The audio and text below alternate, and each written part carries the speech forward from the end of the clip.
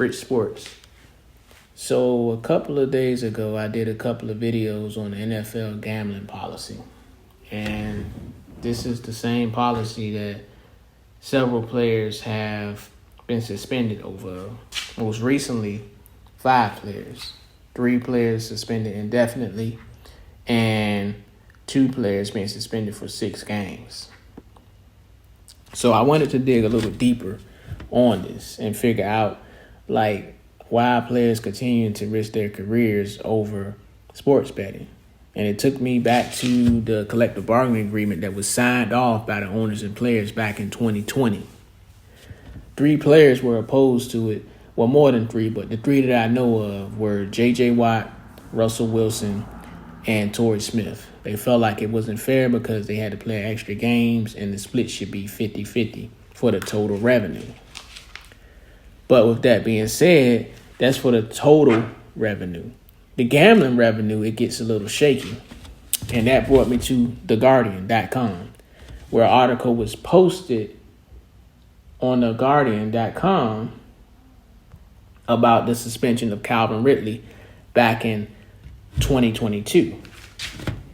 And in this article, it talks about the collective bargaining agreement and how the gambling revenue is split between the players and the owners.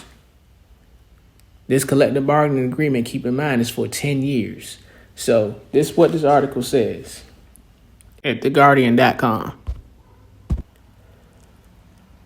Over the next 10 years, owners and players will share revenues generated by the operation of gambling-related businesses located in or physically attached to an NFL stadium. I'm going to read that again. Over the next 10 years, owners and players will share revenues generated by the operation of gambling-related businesses located in or physically attached to an NFL stadium. So how many stadiums have gambling in them? Pretty much how many stadiums have sports books in them? So I looked that up and come to find out only 4. Only 4 teams have sports books inside of their stadium. So that's where the players' revenue is coming from for gambling. Only 4 stadiums. Meanwhile, you have all 32 owners cutting deals with DraftKings, FanDuel, and Caesars to become the official sports betting partners of the NFL. And then they also have, in addition to that, secondary deals with BetMGM, WynnBET, FoxBet, and PointsBet. And out of all of these sports betting deals that they have with these sports books, it's over billions of dollars. I looked it up. The NFL is set to make over $2.3 billion off of sports books. And the players, if I'm correct, they're not getting money from this. Because like I said, I'm going to read it again. Over the next 10 years, owners and players will share revenues generated by the operation of gambling-related businesses located in or physically attached to an NFL stadium.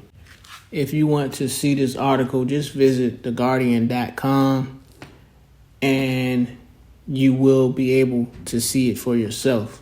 So it's pretty interesting what the NFL is out here doing and how they're moving. Now, will that stop us from watching it? Will that stop us from gambling?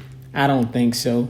But I just wanted to just put it out there so people will know more about the situation and how it really affects the players, and it's going to affect the owners down the line, because when will that next big scandal come out, and how big will it be? Will it involve coaches and players? Will it involve a whole team?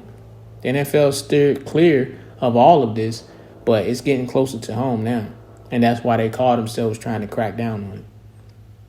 So what's your opinion? Comment below.